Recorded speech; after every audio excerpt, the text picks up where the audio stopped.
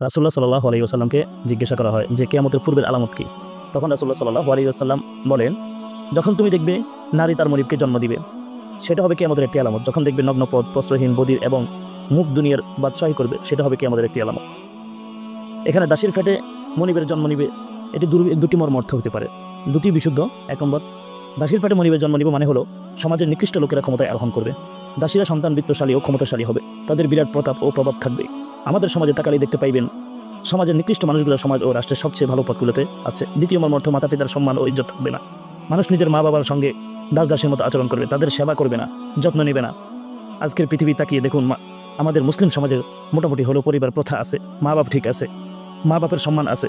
যদিও আমাদের দেশে বৃদ্ধাশ্রম রয়েছে, আর উন্নত দেশগুলো খোঁজ দিলে দেখতে পাবেন সেখানে মা বাপের কোনো খবর থাকে না, অগণিত বৃদ্ধাশ্রম গড়ে উঠেছে। তাহলে মা বাপের সম্মান রইল কোথায়? এটি একটি কিয়ামতের আলামত। আল্লাহ তাআলা আমাদেরকে হেফাজত করুক।